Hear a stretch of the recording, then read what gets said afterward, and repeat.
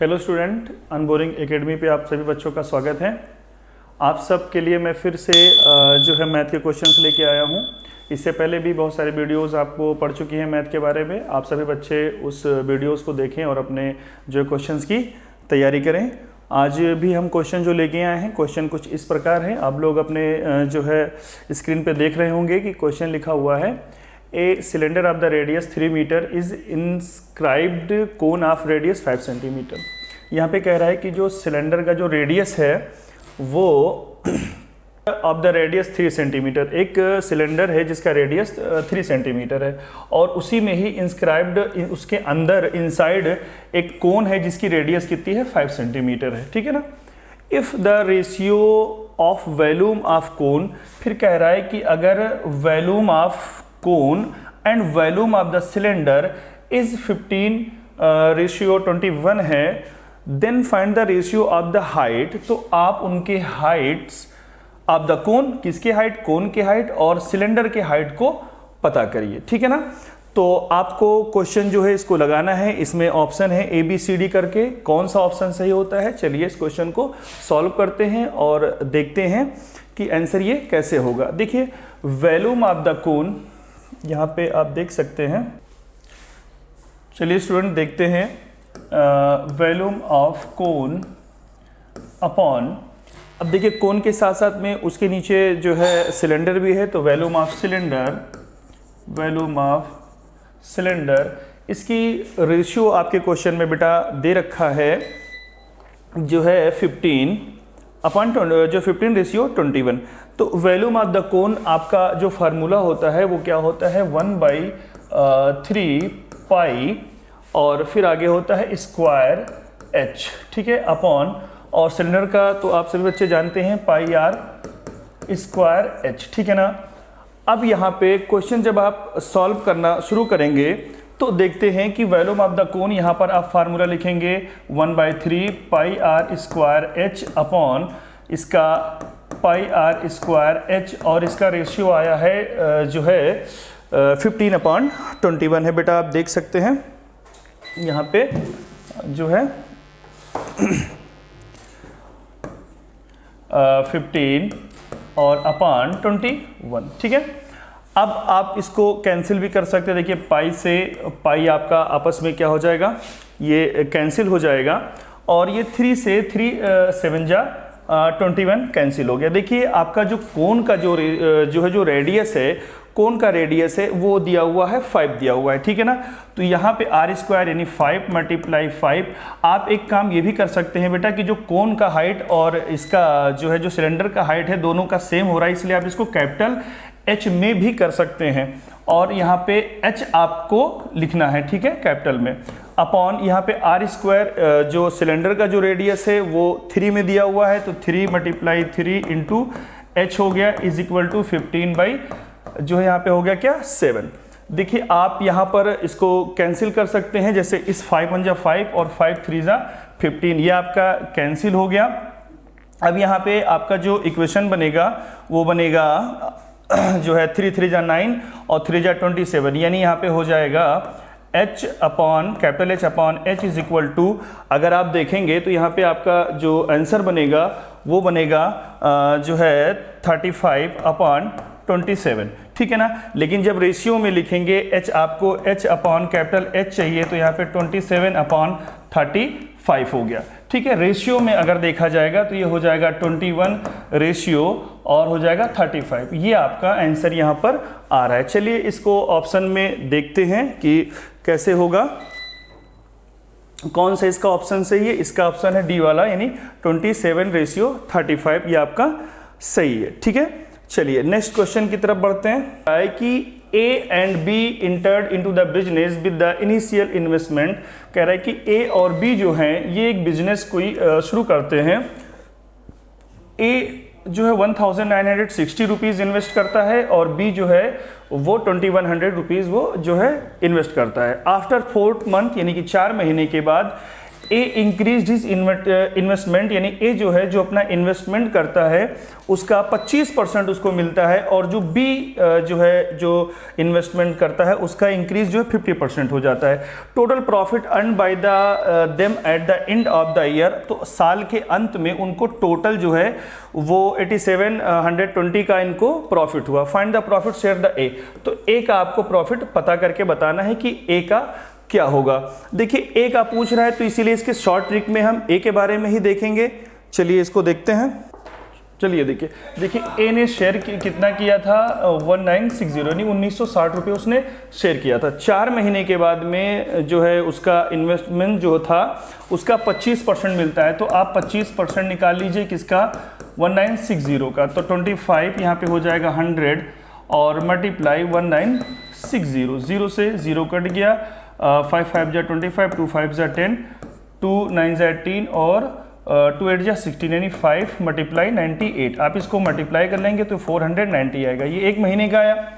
अब आप 12 महीने यानी साल के अंत में कितना होता है, तो 490 मल्टीप्लाई आप 12 से करेंगे तो 5880 आपका ये आएगा। ठीक है ना। अच्छा ये देखिए कि वो 1960 रुपये पहले से ही आपको जो है क्या कहते हैं वो इन्वेस्टमेंट कर चुका होता है, तो इसको शॉर्ट में आप क्या करिए 1960 को माइनस कर दीजिए। ठीक है ना। तो यहाँ पे आपका जो है आंसर आएगा 3920। देखिए 3920 ऑप्शन में कौन सा आपका ऑप्शन सही है, देखिए इसमें 3920 यानी ऑप्शन ए वाला ये क्वेश्चन आपका जो है सही है। ठीक है। तीसरे क्वेश्चन को ये जो है ट्रिग्नोमेट्री के क्वेश्चन है, साइन और कॉस कॉट करके इसको आप SW में करेंगे। नेक्स्ट क्वेश्चन की तरफ बढ़ चलिए बेटा क्वेश्चन को देखते हैं। The daily wage of A and B respectively 3.50 rupees and 2.50। देखिए यहाँ पे कह रहा है कि ए और बी काम करते हैं। ए जो काम करता है एक दिन में उसको 3 रुपये 50 पैसे यानी 3.50 रुपीज़ मिलता है, और जो बी करता है उसको 2.50 मिलता है। व्हेन ए फिनिश द जो है certain work he gets total wage of 63 rupees. अगर वो जो है टोटल काम जब ए फिनिश करता है तो उसको 63 रुपीज़ मिलता है। व्हेन जबकि B does the same work he gets total wage of 75 rupees. तो बी जब काम आपका खत्म करता है तो 75 रुपीज़, यानी कि ए काम करता है एक दिन तो एक दिन की उसकी मजदूरी 3.5 रुपीज़ हो गई। बी काम करता है, बी का 2.50 हो गया।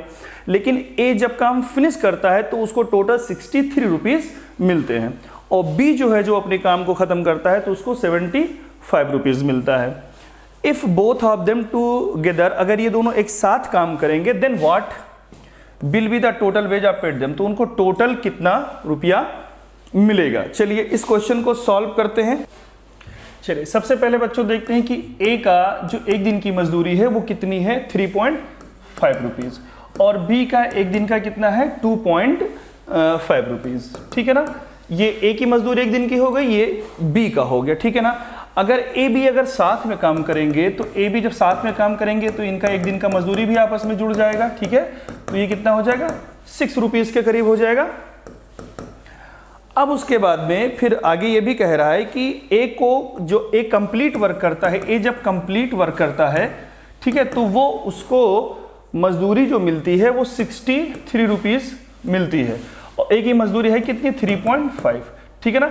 पॉइंट हटेगा, ऊपर एक 0 बढ़ जाएगा तो ये हो जाएगा 630 और ये नीचे हो जाएगा 35। ठीक है ना। और ये आपस में डिवाइड होंगे तो इसका आंसर आ जाएगा 18। ठीक है। बी अब वर्क को कंप्लीट करता है, तो बी जो इस वर्क को कंप्लीट करता है उसको मजदूरी मिलती है 75 रुपीज़। कितनी मिलती है, और एक दिन की मजदूरी उसकी कितनी है 2.5। ये पॉइंट कटेगा तो यहाँ पर एक 0 बढ़ जाएगा, तो 750 और यहाँ पे हो गया 20। ठीक है। अब इसको आप जब आप डिवाइड करेंगे तो डिवाइड करने के बाद में आपका आंसर जो आएगा वो आएगा 30। ठीक है ना। अब यहाँ पे देखिए ए का कंप्लीट का कितना आया 18 और बी का कितना आया 30 आया। अब यहाँ पे 1 रिक्वायर्ड टाइम हमारा हो जाएगा। ठीक है। दोनों को आपस में ऐड करेंगे 1/18 और प्लस 1/30।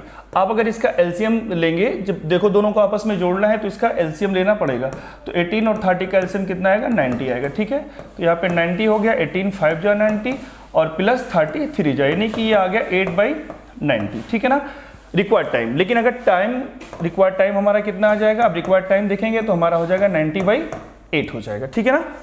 अब यहाँ पे हो जाएगा कि कॉस्ट कितना लगा, तो कॉस्ट के लिए क्या कर देंगे आप, कॉस्ट के लिए आपको करना है 90 अपॉन क्या हो जाएगा 8, और उसके आगे आपका हो जाएगा मल्टीप्लाई 6 हो जाएगा, ठीक है ना, 6 हो जाएगा। अब यहाँ पे आपका कट जाएगा 4 2 जा 8 और 3 2 जा 6, 90 को 3 से करेंगे तो हो जाएगा 3 0 जा 0 और 3 9 जा 27 और नीचे हो जाएगा 4। आप इन दोनों को अगर जब डिवाइड करेंगे तो डिवाइड करने के बाद में आपका आंसर जो आएगा वो आएगा 67.5। ये आपका आंसर सॉल्व करने पे आएगा। चलिए इसके ऑप्शन को चेक करते हैं, 67.5 कहाँ है, 50, ये आपका आंसर बन रहा है, ठीक है। अब ये क्वेश्चन, अगला क्वेश्चन देखते हैं। क्वेश्चन आपका ये है, ये भी आप SW में इसको सॉल्व करेंगे। चलिए अगले क्वेश्चन की तरफ बढ़ते हैं। नेक्स्ट क्वेश्चन कह रहा है आपका, in the given figure AB is the chord of circle, ठीक है। आप यहाँ पर सर्किल देख सकते हैं with the centre of O, ठीक है। ये कोई सेंटर यहाँ पे है और इस पर AB, यानी देख लीजिए AB ये क्या है, कॉर्ड। कॉर्ड क्या है, क्योंकि ये सेंटर से देखिए मिड पॉइंट से होकर नहीं जा रही है, तो एक सरकमफ्रेंस से दूसरे सरकमफ्रेंस से ये टच हो रही है, तो ये आपका कॉर्ड हो गया। Circle with the centre O A tangent AT, और इस पर एक स्पर्श करती हुई एक रेखा जा रही है जिसको AT दिया गया है, यहाँ पे देख सकते हैं। ए सो दैट एंगल BAT, अगर इसमें BAT यानी कि BAT अगर ये वाला एंगल जो है आपका कितना दे रखा है 48 अगर दे रखा है, तो पूछ रहा है कि then measure the angle ADB, तो आपको AD और B यानी ये वाला एंगल आपसे पूछा जा रहा है, ठीक है। चलिए देखते हैं। बहुत तो फिगर में आप देख सकते हैं कि इसको सॉल्व कैसा गया था। आपका देखिए ये सर्किल था और सर्किल में ये आपका पॉइंट था, ठीक है ना। यहाँ से एक टेंजेंट साइड आपका गया है A और T, ठीक है, और इसमें B और D एक एंगल बना हुआ है यहाँ पे B है और D आपका यहीं पे है, ये आपका एंगल D हो गया, ठीक है ना। अब यहाँ पे जो बुक में गिवन दैट क्या कर रहा है, देख सकते हैं कि ये कह रहा है कि AB कॉर्ड है, यानी AB, और इसमें देख सकते हैं AD, ये AD भी आपका ये क्या है, कॉर्ड है, ठीक है, ठीक। फिर इसमें कह रहा है कि AT टेंजेंट है, ठीक है, ये स्पर्श कर रही है इस पे सर्किल पे, यानी स्पर्श रेखा है आपकी। तो और दिया क्या हुआ है, angle BAT is equal to दिया हुआ है 48 डिग्री, यानी कि BA और T यानी पूरा एंगल दिया हुआ है कितने का, 48 का। हमको पता करना है AD और B पता करना है, यहाँ वाली हमको पता करना है।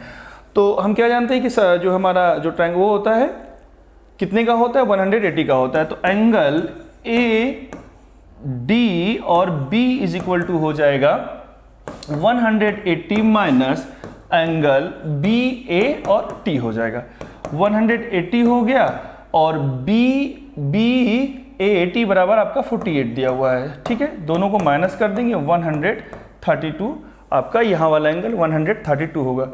चलिए इसको ऑप्शन में चेक करते हैं।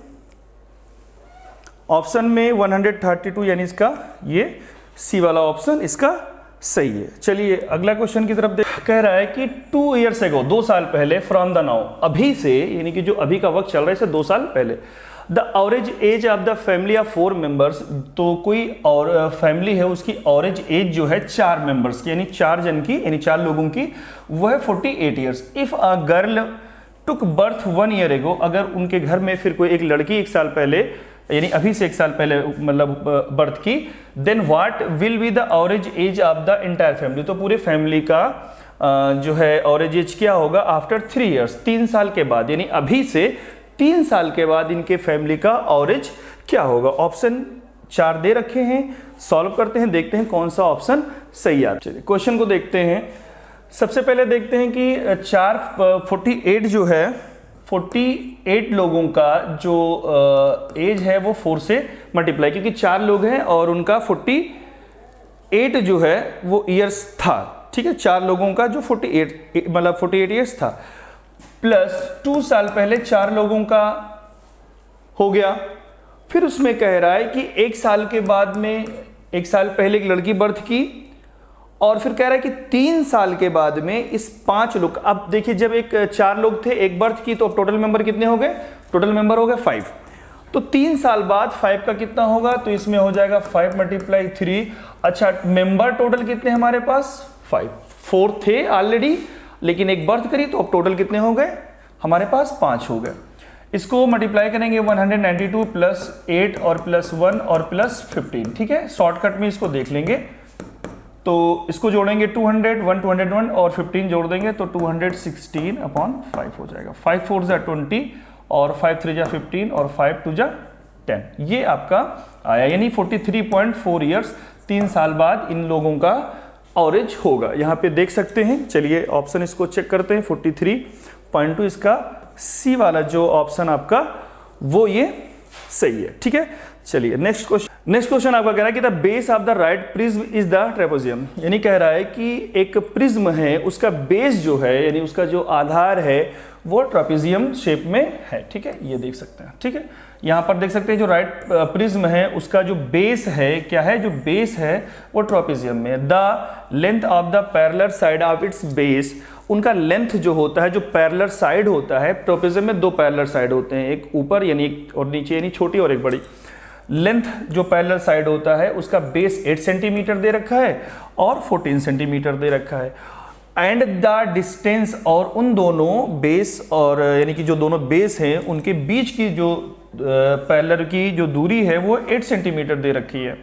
If volume of the prism, अगर प्रिज्म का वैल्यूम अगर जो है वो 1056 यानी 1056 है सेंटीमीटर क्यूब है, then the height of prism, तो प्रिज्म का हाइट क्या होगा। चलिए इसको सॉल्व करते हैं। यहां पर आप देख सकते हैं कि volume of prism is equal, यहां पे हो जाएगा area of the base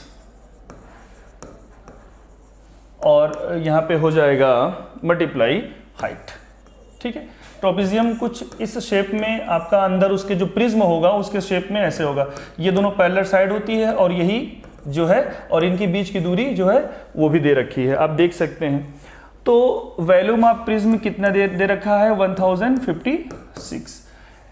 area of the base जो ट्रेपेजियम का बनेगा आप जानते हैं 1/2 और मल्टीप्लाई इसका b1 b2 होता है, तो एक इसका दिया हुआ है 8 और दूसरा दिया हुआ है 14, ठीक है।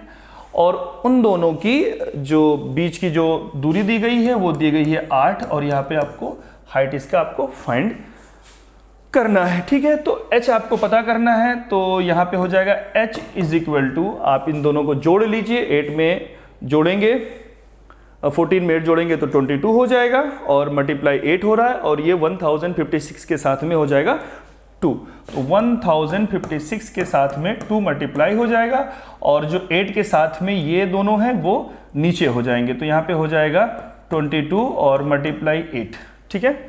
ये आपका इक्वेशन बना। आप इसको काट सकते हैं, 2 4 जा 8 और आप इसको ऊपर 4 से भी डिवाइड कर सकते हैं, 11 से भी काट सकते हैं, 11 2 जा 22 और यहाँ पे 11 9 जा 99 और 11 6 जा जो है वो 96, तो 96/4 इसका वो हुआ, आप कर लेंगे तो 12 4 जा 9 जो है 96, यानी कि इसका हाइट जो होगा वो आएगा 12, ठीक है।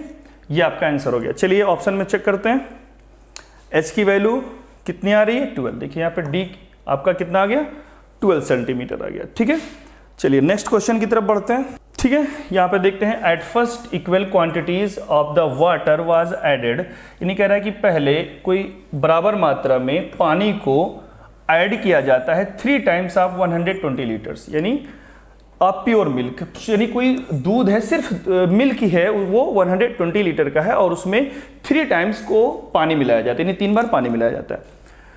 10 लीटर ऑफ द मिक्सचर, उस मिक्सचर में से 10 लीटर निकाल लिया जाता है, जो मिक्सचर था वो मिल्क का और पानी का यानी वाटर का था। was taken the such that the amount of milk left it is the 115, अभी आपका जो मिल्क था 120 था, ठीक है ना, लेकिन उसके बाद में जब मिक्सचर में से 10 लीटर निकाल लिया गया तो आपका जो प्योर मिल्क था वो 115 बचा, ठीक है।